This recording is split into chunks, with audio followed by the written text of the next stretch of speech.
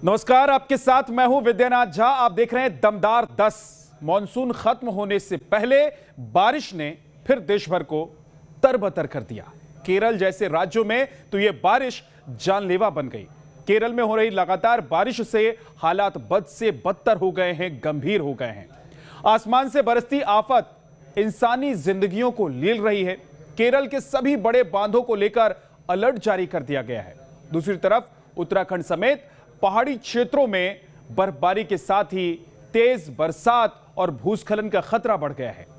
सवाल यही है कि लौटते मॉनसून का मूड क्यों बिगड़ा हुआ है? आखिर क्यों अक्टूबर में भी मॉनसून मुसीबत बना हुआ है? इस रिपोर्ट के जरिए समझाते हैं आपको कि आखिर ऐसे वक्त में भी ऐसे हालात कैसे बन गए।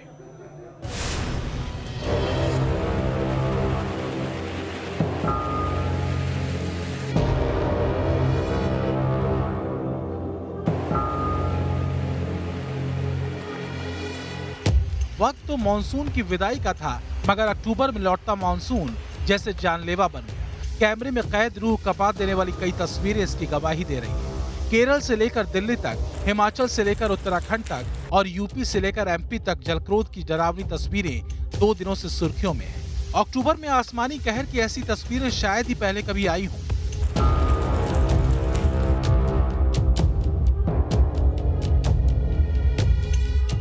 केरल, दिल्ली, उत्तराखंड और हिमाचल, जल प्रलय की मार से केरल कांप रहा है। यहाँ मौत का आंकड़ा 25 को पार कर गया है। दिल्ली में 2 दिन से रुक रुक कर नॉन स्टॉप बारिश जारी है। उत्तराखंड में मौसम विभाग ने रेड अलर्ट जारी कर रखा है। यहाँ बारिश के बाद ऊंचे स्थानों पर बर्फबारी भी हो रही है। वहीं यूपी, एमपी और हिमाचल समेत देश के दूसरे हिस्सों में भी भारी बारिश परेशानी का सबब बनी हुई है। सवाल यही है कि इतनी असामान्य बारिश क्यों हो रही है? बेवक्त बारिश और बर्फबारी का कारण क्या है? बेमौसम बारिश का ये संकट कब तक झेलना पड़ेगा? केरल से दिल्ली तक बारिश से बर्बादी की तमाम तस्वीरों को दिखाते हुए इन सभी पॉइंट्स की पड़ताल करेंगे। अभी क्या है कि वे ऑफ बंगाल में एक स्ट्रॉन्ग ईस्टर्लीज आ रही हैं, जो उसका इन्फ्लुएंस आज आपने दिल्ली में भी देखा, जो पूरा नॉर्थ वेस्ट इंडिया में है। उसके प्रभाव से हम क्या एक्सपेक्ट कर रहे हैं कि हमारा जो east UP, Uttarakhand, Himachal Pradesh, Haryana specifically northern part और Himachal Pradesh and even Jammu Kashmir also, वहाँ पे heavy spell, very heavy spell रह सकते हैं। स्पेसिफिकली आज की बात करेंगे तो जम्मू कश्मीर वगैरह इस रीजन में, हिमाचल में हैवी में अगेन 6 से 7 सेंटीमीटर कल से इंक्रीज हो जाएगा। और कल से हम ये एक्सपेक्ट करें कि इवन उत्तराखंड भी 20 सेंटीमीटर तक रेनफॉल आ सकती है, एक्सट्रीमली हैवी, इवन उत्तराखंड और वेस्ट यूपी में। बेहिसाब बारिश, लैंडस्लाइड और फ्लैश फ्लड। केरल में आसमान से बूंदे नहीं, दहशत और मौत बरसी। लहरों से ये मकान महज 7 सेकंड लड़ पाया। देखिए पानी के साथ बहता आ रहा भारी भरकम पेड़ पुल से कैसे टकराया। केरल में बिन मौसम आए बादलों ने तबाही की ऐसी तस्वीरें दिखाई कि साल 2018-19 में आई जल प्रलय की डरावनी तस्वीरें ताजा हो गई। सैलाब ने जिस ओर रुख किया वही उसका रास्ता बन गया, और रास्ते में जो कुछ आया लहरों ने उसे तिनके की तरह बिखेर कर रख दिया। केरल के जिन 5 जिलों में सबसे ज्यादा हालात खराब हैं, उनमें कोट्टायम, पथनमथिट्टा, एर्नाकुलम, इडुक्की और त्रिशूर जिले शामिल हैं। शनिवार को तबाही का जो सिलसिला शुरू हुआ, उसका असर अब तक नजर आ रहा है। इडुक्की में तेज बारिश काल बनी तो इडुक्की से सटे कोट्टयम जिले में भूस्खलन मुश्किल की वजह बने हुए हैं। कोट्टयम में कई जगह लगातार भूस्खलन हो रहा है। धरती दरकने से 9 लोगों की मौत हो चुकी है और कई इलाके से लोगों को पलायन करना पड़ा है। इडुक्की, कोट्टयम, एर्नाकुलम, त्रिशूर और पथनमथिट्टा जिलों में तेज बरसात का दौर जारी है। मौसम विभाग के मुताबिक 20 अक्टूबर से केरल में भारी बरसात का एक और दौर शुरू हो सकता है। Almost it will be clear weather only, लेकिन उसके बाद एक फ्रेश ईस्टर्ली वेव का स्पेल 20 से आएगा। उसके प्रभाव से भी थोड़ा हैवी तक ही अभी हम उम्मीद कर रहे हैं, कोई ज़्यादा सिग्निफिकेंट वेदर की उम्मीद नहीं कर रहे। मामले की गंभीरता को देखते हुए गृह मंत्रालय खुद यहां हालात को मॉनिटर कर रहा है। साथ ही नेवी और एयरफोर्स भी राहत और बचाव के अभियान से जुड़ गई है। एयरफोर्स के MiG-17 और सारंग हेलीकॉप्टर्स को स्टैंड बाय मोड में रखा गया है। गिरते घर, ढहती चट्टानें, घरों में सैलाब, सड़कों पर तैरते सामान और बहती गाड़ियों की तस्वीरें हर इलाके से आ रही हैं। भयावह तस्वीरें लोगों को डरा रही हैं। लेकिन इस बीच अलापुझा से आई ये तस्वीर थोड़ा सुकून देने वाली है। यहाँ खाना बनाने वाले बड़े भगोने में दूल्हा और दुल्हन बैठे हैं। बारिश के कारण हर जगह पानी भर गया तो दोनों को इस तरह घर से 500 मीटर दूर मंदिर तक ले जाया गया और किसी तरह शादी संपन्न कराई गई। यानी बारिश से बर्बादी के बीच किसी का घर बस रहा है, लेकिन कई लोगों की दुनिया भी उजड़ चुकी है। खतरा अभी टला भी नहीं है। बाढ़ प्रभावित केरल के 5 जिलों में बांध और नदियां खतरे के निशान से ऊपर पहुंच चुकी हैं, यानी बांध से पानी ओवरफ्लो होने की नौबत है। दक्षिण भारत के बाद अब आइए रुख करते हैं उत्तर भारत का, जहां दिल्ली, उत्तर प्रदेश, उत्तराखंड और मध्य प्रदेश में बारिश से मौसम का मिजाज बदल गया है। दिल्ली में रविवार से ही बारिश हो रही है, जो सोमवार को भी जारी रही। ये तस्वीर देश के सबसे बड़े एयरपोर्ट इंदिरा गांधी टर्मिनल के नजदीक अंडरपास की है, जहां इतना पानी भर गया कि पूरी की पूरी गाड़ी पानी में समा गई। जलभराव ने दिल्ली के लोगों को कैसे परेशानी में डाला, उसे इन तस्वीरों के जरिए समझिए। दिल्ली के प्रहलादपुर इलाके में ट्रक, कार और यहां तक कि क्रेन भी फंस गए। हालात ऐसे हो गए कि पानी में फंसे लोगों को निकालने के लिए नाव का सहारा लेना पड़ा। इस समय हम प्रहलादपुर पुल के नीचे हैं और आपको दिखाने की तो कोशिश करते हैं कि कैसे ये पुल जो है हमेशा सुर्खियों में रहता है। हमेशा यहाँ पर वाटर लॉगिंग की समस्या होती है।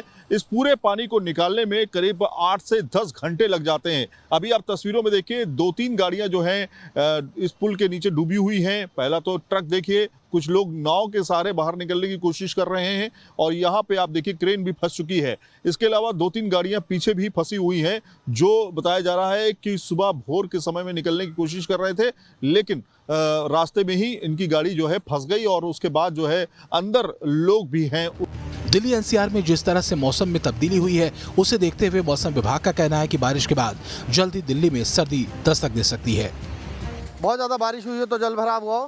ये जल भराव जो हुआ है वो थोड़ी बारिश के बाद हुआ है, यानी कि दिल्ली के लिए सबसे ज़्यादा मुसीबत जो है वो बारिश बनती है। तापमान में ज़रूर गिरावट हुई है, प्रदूषण में ज़रूर राहत है, लेकिन जल भराव से दिक्कतें लोगों की बहुत ज़्यादा बढ़ जाती हैं। दरअसल लौटते मानसून ने एक बार फिर करीब करीब पूरे देश को तरबतर कर दिया है। आसमान में आफत उत्तराखंड के पहाड़ों पर भी बरस रही है। चमोली, गंगोत्री और देहरादून के इलाकों में 36 घंटे से तेज बरसात का दौर जारी है। मौसम विभाग ने 19 अक्टूबर तक तेज बरसात की चेतावनी जारी कर दी है। राज्य में स्कूल 2 दिनों के लिए बंद कर दिए गए हैं और 4 धाम यात्रा को भी कुछ वक्त के लिए रोका गया है। भारी बारिश से उत्तराखंड में अब तक 2 घटनाओं में 4 लोगों की मौत भी हो चुकी है। कुमाऊं क्षेत्र में कई जगह लैंडस्लाइड भी हुआ है। और जो हम लोग लगातार परसों से लोगों का तो ट्रैवलिंग वगैरह कम करने के लिए और सेफ जोन में रहने के लिए एडवाइजरी जारी कर रहे हैं। इसकी वजह से ज़्यादा ट्रैफिक भी हिल रोड्स में नहीं है अभी फिलहाल। गंगोत्री धाम, यमुनोत्री धाम, बद्रीनाथ धाम, हेमकुंड साहिब की ऊंची चोटियों पर जमकर बर्फबारी हो रही है। बद्रीनाथ धाम के नीलकंठ नर नारायण पर्वत पर अच्छी खासी बर्फबारी हो रही है, जिसकी वजह से बद्रीनाथ धाम में कड़ाके की ठंड पड़ रही है। मौसम विभाग देहरादून के मुताबिक प्रदेश में अगले 24 घंटे में भारी से बहुत भारी और अत्यधिक भारी बारिश हो सकती है। मौसम विभाग के मुताबिक कई जगह तापमान 10 से 12 डिग्री सेंटीग्रेड तक नीचे गिर चुका है। कि आज 18 और 19 तारीख को जो उत्तराखंड के ऊंचाई वाले क्षेत्र हैं, खासकर कि 3500 मीटर या उससे अधिक ऊंचाई वाले क्षेत्र हैं, वहाँ पर जो है बर्फ़बारी, हल्की से मध्यम बर्फ़बारी देखने को मिलेगी। तो 2 दिन ये रहेगा। निचले स्थानों पर सर, जैसे आप लोगों ने फोरकास्ट जारी किया था तो कहा था नदियों का जलस्तर बढ़ सकता है और ऐसा देखने को भी मिल रहा है। कई जगह लैंडस्लाइड भी हो रहे हैं। क्या अलर्ट आप लोग करेंगे और ख़ासतौर पर जो पर्यटक उत्तराखंड आ रहे हैं उनके लिए वार्निंग क्या होगी? देखिए, अभी जो वर्षा बढ़ी है और जो 2 दिन और रहने वाली है, तो उसकी वजह से नदियों का जल स्तर तो बढ़ेगा ही, साथ में जो छोटी नदियां, नाले हैं, उनमें भी जल स्तर बढ़ेगा। तो उसके आसपास जो लोग रह रहे हैं उनको विशेष तौर पर सतर्क रहने की आवश्यकता है। मौसम विभाग के रेड अलर्ट के बाद उत्तराखंड से लेकर जिला प्रशासन सतर्क दिखाई दे रहा है। खुद मुख्यमंत्री धामी ने आपदा प्रबंधन कंट्रोल की कमान संभाल रखी है। सामान्य स्थिति है, अभी हम लोग सभी जगह की स्थिति की जानकारी ले रहे हैं। यात्रा पूरी तरह से रोक दी गई है और केदारपुरी में जो कल शाम तक 6000 लोग थे, उसमें से लगभग 4000 लोग नीचे आ गए हैं और सभी अपने अपने स्थानों पर सुरक्षित पहुंच गए हैं। जो 2000 लोग बचे हैं उनको भी सबको सुरक्षित तरीके से नीचे ला रहे हैं और लगातार हम लोग इस पर नज़र रखे हुए हैं और पूरे 24 घंटे का अलर्ट है। सभी अधिकारी, सभी DM, SSP, हमारे शासन के सभी आला अधिकारी अब आइए इस आसमानी आफत की वजह भी जान लेते हैं। मौसम विभाग के मुताबिक इसके पीछे बंगाल की खाड़ी में बना लो प्रेशर है। पहले ये लो प्रेशर यूपी तक पहुंचा, फिर साउथ वेस्ट में भी इसका असर हुआ, साथ ही वेस्टर्न डिस्टर्बेंस का भी असर हुआ है। अब तक केरल और उत्तराखंड ही मूसलाधार बरसात की जद में हैं, लेकिन आने वाले कुछ दिनों में उत्तर और पूर्वोत्तर के 19 राज्यों में भी भारी बरसात का अलर्ट है। Team news nation. बांग्लादेश में दुर्गा पूजा के दौरान हिंदुओं पर शुरू हुआ हमला अब तक थमने का नाम नहीं ले रहा है। मंदिरों पर हमले के बीच हिंदुओं के घरों और दुकानों को लूटा जा रहा था, अब हिंदुओं के गांवों को ही जला दिया जा रहा है। लेकिन दंगाइयों को सजा दिलाने की कौन कहे? उन्हें काबू करने में ही बांग्लादेश की शेख हसीना सरकार फेल नजर आ रही है।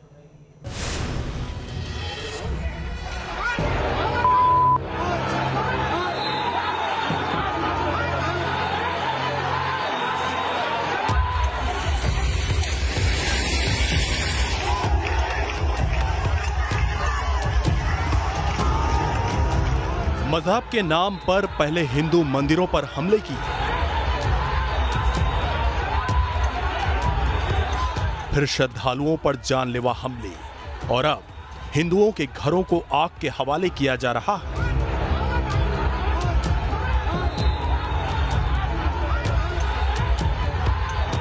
ये बांग्लादेश में हिंदुओं पर हो रहे जुल्म की बदनुमा तस्वीरें हैं, जहां प्रधानमंत्री शेख हसीना के तमाम दावों के बावजूद अल्पसंख्यक हिंदुओं पर कट्टरपंथी जमात के हमले रुकने का नाम नहीं ले रहे। हिंदुओं का कत्लेआम नहीं थम रहा। चिटगांव के कोमी तल्ला से शुरू हुआ हिंदुओं पर हमले का ये सिलसिला नोआखली होते हुए अब राजधानी ढाका तक फैल चुका है। बांग्लादेश के प्रधानमंत्री शेख हसीना ने दंगाइयों को उनके मजहब की परवाह किए बिना सजा देने का संकल्प लिया है, लेकिन रविवार रात को कट्टरपंथियों ने रंगपुर जिले के पीरगंज में 65 से ज्यादा हिंदुओं के घरों को आग के हवाले कर दिया। इसमें 20 घर तो पूरी तरह जलकर खाक हो गए। गनीमत ये रही कि इस हमले में किसी की जान नहीं गई। हिंदुओं के घरों को जलाने वाली ये दंगाई जमाते इस्लामी की लोकल यूनिट, इसकी छात्र शाखा इस्लामी छात्र शिविर से जुड़े बताए जा रहे हैं। बांग्लादेश में 13 अक्टूबर को चिटगांव में कोमिल्ला से हिंदुओं पर हमले का यह सिलसिला शुरू हुआ। यहां पूजा पंडाल को निशाना बनाया गया और मां दुर्गा की तस्वीर को खंडित कर दिया। इसके बाद 15 अक्टूबर को नोआखली में इस्कॉन मंदिर को निशाना बनाया गया। मंदिर पर हमले और तोड़फोड़ की गई और 2 लोगों की हत्या कर दी गई। इसके बाद फिर अलग अलग जगहों पर दुर्गा पंडालों को निशाना बनाया गया और अब रंगपुर में हिंदुओं के घरों पर हमले के बाद उसमें आग लगा दी गई। यहां भी कथित सोशल मीडिया पोस्ट को लेकर ये दंगा भड़का।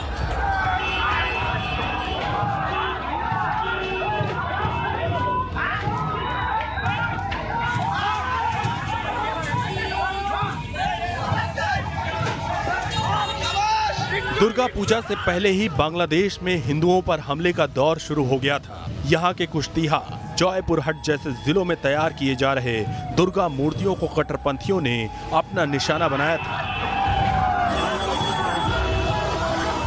बाद में 13 अक्टूबर को मूर्ति विसर्जन के मौके पर कई पूजा पंडालों में तोड़फोड़ हुई और फिर हिंदुओं के घरों और दुकानों में लूटपाट के साथ ही आगजनी का दौर भी शुरू हो गया।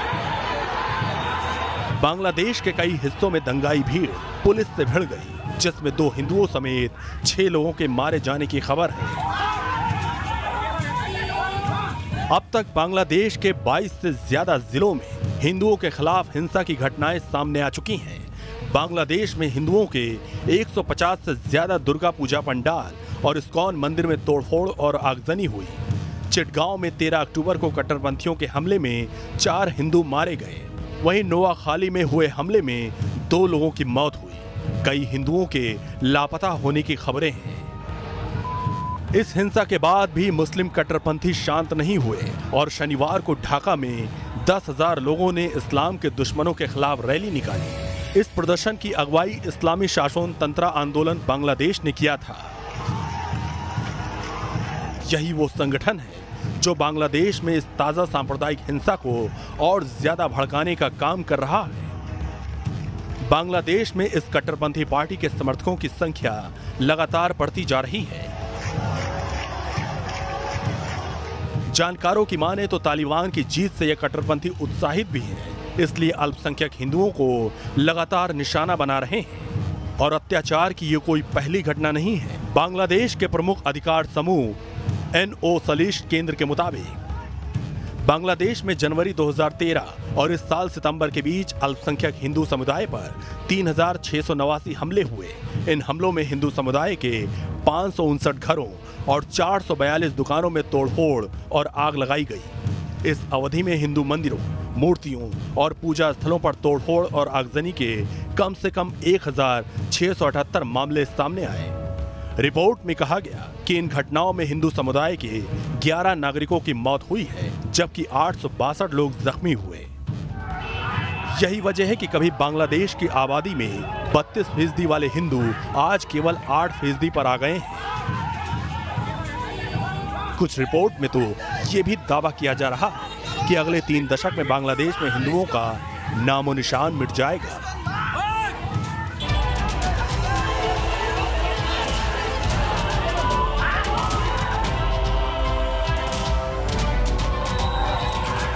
ऐसे ही जुल्म और सितम की वजह से बांग्लादेश में हिंदुओं की संख्या लगातार कम होती जा रही है। उन्हें दोयम दर्जे की जिंदगी गुजारनी पड़ रही है। बावजूद इसके उन्हें मुस्लिम कट्टरपंथियों के हमलों का शिकार होना पड़ रहा है।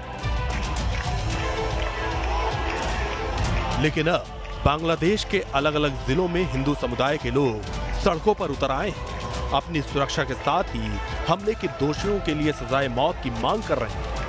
इस्कॉन सोसाइटी ने भी बांग्लादेश सरकार से दोषियों को सख्त से सख्त सजा देने की मांग की है। तो ये बहुत ही जो भी हो रहा है गलत है, लेकिन इतना क्लियर है कि बांग्लादेश की जो सरकार है, अगर पहले ही ऐसा कर दिया होता, जो छोटी छोटी घटनाएं पहले से होती आ रही हैं, तो ऐसा आज इतनी बड़ी घटना नहीं होती। तो हम तो बांग्लादेश सरकार से कहते हैं कि अब क्या करने जा रहे हैं, इस तरह से एक्शन लेना चाहिए ताकि भविष्य में अब ऐसा नहीं होना चाहिए। बांग्लादेश में हिंदुओं पर हो रहे हमले के विरोध में भारत में विरोध प्रदर्शन तेज हो गए हैं। दिल्ली से लेकर पश्चिम बंगाल और असम में हिंदू संगठन और इस्कॉन से जुड़े लोगों का विरोध प्रदर्शन जारी है। बांग्लादेश में दुर्गा मंडप को तोड़ने को लेकर पूरे देश भर में रोष देखने को मिल रहा है और खासकर कोलकाता में अलग अलग जगहों पर विरोध प्रदर्शन किया जा रहा है। आप देख सकते हैं कि सॉल्ट लेक में इस समय मौजूद है और यहाँ पर सनातन नागरिक मंच के तरफ से विरोध प्रदर्शन किया जा रहा है और जिन लोग पूरे घटना के साथ जुड़े हुए हैं उनके खिलाफ कड़ी कार्रवाई करने की मांग उनके तरफ से की जा रही है। वक्त एक छोटे से ब्रेक का है, फौरन वापस लौटेंगे।